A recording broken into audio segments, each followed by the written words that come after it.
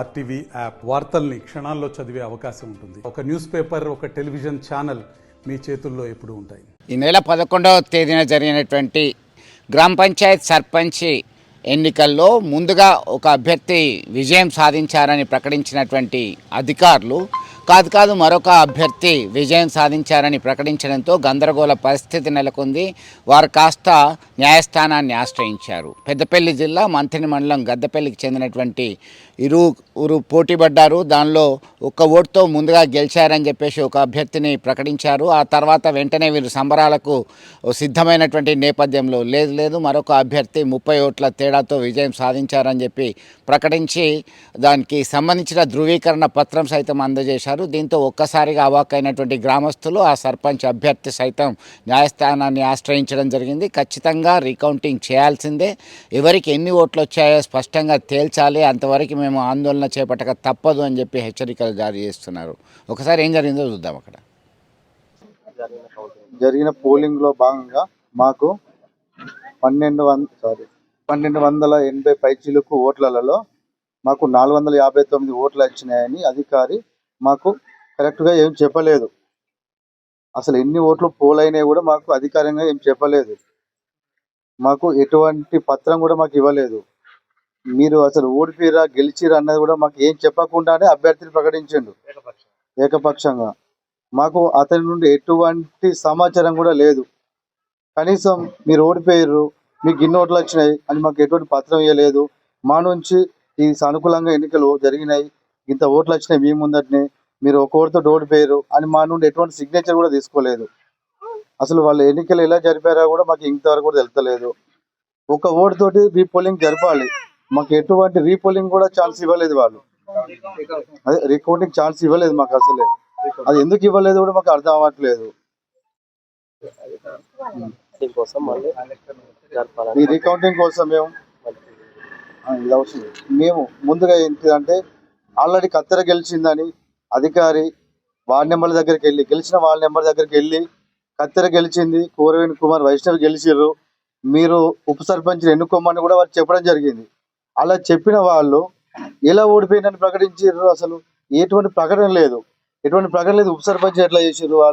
వాళ్ళ దగ్గరికి వెళ్ళి కత్తెర గెలిచిందని ఎట్లా చెప్పారు? వాళ్ళు ఏం చేసారు? వాళ్ళకి ఎవరు న్యాయం చేస్తున్నారు?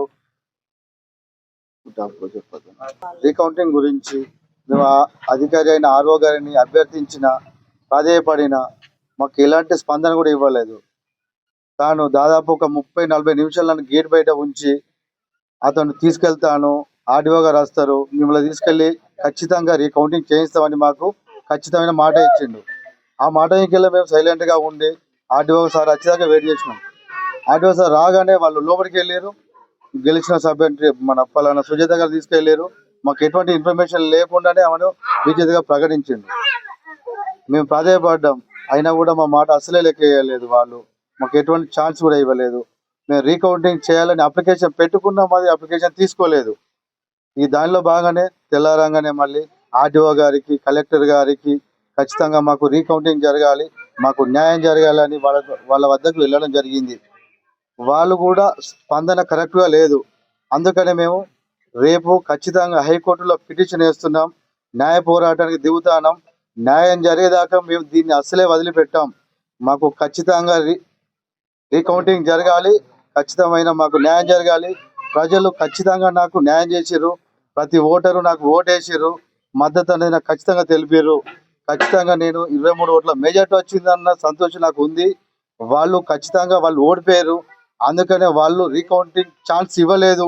అధికారులు కూడా వాళ్ళు ఏం చేసిర్రు అనేది మాకు తెలీదు. ఖచ్చితంగా ఒక అధికారిని మనం విమర్శించలేం, డబ్బులు తీసుకున్నారను అదా ఇదని మనం వాళ్ళని ఖచ్చితంగా మనకు ప్రూఫ్ లేనిది వాళ్ళని విమర్శించలేం. కానీ మాకు రీకౌంటింగ్ ఎటువంటి ఛాన్స్ ఇవ్వలేదు. వాళ్ళు దాన్నే మనం అర్థం చేసుకోవాలి. జనాలు మొత్తం నన్ను ఆశీర్వదించారు, గద్దెలపల్లి గ్రామ ప్రజలు మొత్తం నన్ను ఆశీర్వదించారు, అందరు నా వెనుకనే ఉన్నారు. ఖచ్చితంగా నేను గెలిచిన, అందుకనే వాళ్ళు భయపడి నాకు రీకౌంటింగ్ ఛాన్స్ అసలు ఇవ్వలేదు. నేను ఖచ్చితంగా న్యాయం కోసం ఎంత దూరమైనా వెళ్తా. ఖచ్చితంగా రేపు హైకోర్టులో పిటిషన్ వేస్తున్నా, న్యాయం జరిగేదాకా దీన్ని అసలే వదిలిపెట్టా. ఖచ్చితంగా న్యాయం జరగాలి.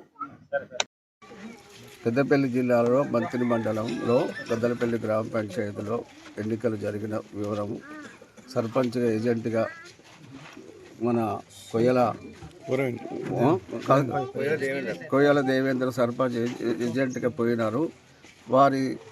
వారి యొక్క సందేశాన్ని, వారి యొక్క మాటలను పట్టుకొని మేము అందరం బయట జై కొట్టుకుంటూ గెలిచిందని, ఒక్కొక్కటితో గెలిచిందని మాకు విన్నవించడానికి చెప్పడం వల్ల మళ్ళీ అతను బయటకు వచ్చడం వల్ల వాళ్ళే తలుపేసుకొని పోలీసు ద్వారా మళ్ళీ లోపలికి పోకుండా బాగా సందిగ్ధం చేసి అతను ఏం చేసిండో ఒక్కొక్కటితో అతనే మళ్ళీ తొమ్మిది సుజాత గెలిచిందని ప్రకటన చేసి ఆయనకు వినతి పత్రం, ఆజ్ఞాపత్రం ఇచ్చేసిండు. వాళ్ళే మళ్ళీ చేసిండు. అది కొనసాగకుండా తప్పనిసరిగా మా గ్రామ ప్రజలందరూ కంఠంతో వీరి దరఖాస్తు కూడా మీ ద్వారా ఇప్పుడు మీకే తెలిపిండు. దరఖాస్తు కూడా రిసీవ్ కాపీ ఇవ్వకుండా చేసిండు. టైం అనేది తెలియకుండా చెప్పిండు. వారు ఎప్పటి మాటను పట్టుకొని మేమందరం, మా గ్రామ ప్రజలందరూ ఇప్పుడు వేసిన ప్రజలే కాకుండా తొంభరపు సుజాత కూడా న్యాయపరంగా ఓట్లు లెక్కింపు చేసుకున్నట్టయితే నీకు ఎక్కువ వచ్చినా పర్వాలేదు, మాకు ఎక్కువ వచ్చినా పర్వాలేదు, లేకుంటే దీనికి తీవ్ర పరిణామం తప్పనిసరిగా ఎదుర్కోవాల్సి వస్తుంది. నువ్వు ఏ డబ్బులతో గెలిచినావో, ఎవరేమి డబ్బులు ఇచ్చినావో అవన్నీ మొత్తం ప్రూఫ్తో యుక్తంగా బయటపెట్టి దాన్ని కూడా మేము కౌంట్ చేస్తాం. వేసిన వాళ్ళు ఎవరైతే ఉన్నారో అటువంటివి కూడా దొరకబట్టి అటువంటి ప్రయత్నం చేస్తాం. హైకోర్టుకు పోయి కంపల్సరీ చేస్తాం. ఎన్నికల ఏజెంట్ మళ్ళీ కంపల్సరీగా ఇది రీకౌంట్ చేయాలని కోరుతున్నాం. నా పేరు స్వప్న, కోరవేని స్వప్న. నేను గద్దెలపల్లి గ్రామ పంచాయతీలో నేను స్టార్టింగ్ నుండి అయిపోయేదాకా ఉన్నాను. అక్కడ ప్రతి ఒక్క రిజల్ట్ కోసం మేము చూస్తూనే ఉన్నాం. ప్రతి ఒక్క వార్డు గెలిచిన కొద్దీ మనదే విజయం అని చెప్పుకుంటూ వచ్చారు. అదే విజయాన్ని లాస్ట్ వరకు కూడా అట్లనే చెప్పారు. మేము అదే విధంగా సంతోషంలో ఉన్నాము. అభ్యర్థి గెలిచిండు, ఏజెంట్ గెలిచిండు అని బయటికి చెప్పి అంతలోనే 5 నిమిషాల్లోనే మమ్మల్ని లేదు అని ఎట్లా ప్రకటిస్తారు మీరు? అభ్యర్థి సంతకం పెట్టండి, లెటర్ ప్యాడ్ ఎట్లా ఇవ్వగలుగుతారు మీరు అనేది? మాకు రికౌంటింగ్ జరగాలి, మాకు న్యాయం జరగాలి. ఈరోజు మాకు జరిగిన అన్యాయం వేరే గ్రామాల్లో కూడా జరగకుండా చూసుకోవాలి మీరు. అది అలాంటి రికౌంటింగ్ మా కోసం మీరు పెట్టాలి. మేము ఇదే సార్ని కానీ ఎవరిని కానీ ప్రెస్ వాళ్ళని కానీ కోరేది అదొకటి. ఇవాళ మాకు జరిగిన అన్యాయం రేపు వేరే కాడ కూడా జరగకుండా చూడాలి మీరు. ప్రతి ఒక్కరు మాకు సహకరించాలి. మేము ఫస్ట్ 5 మినిట్స్లోనే గెలిచిండు అన్న 5 మినిట్స్లోనే తిరుపతి అనే అభ్యర్థి బయటకు వచ్చి లోపలికి వెళ్ళిన తర్వాతనే మళ్ళీ బ్యాట్ విజయము అని చెప్పిండు. అక్కడ ఎందుకు ఇప్పుడునే ఎందుకు 5 మినిట్స్లో అట్లా జరిగింది? అధికారులు మాకు ఎందుకు స్పందించలేదు? మేము రికౌంటింగ్ కోరుకుంటే ఎందుకు మాకు రికౌంటింగ్ సహకరించలేదు? ఎందుకు మాకు ఇంత అన్యాయం జరిగింది?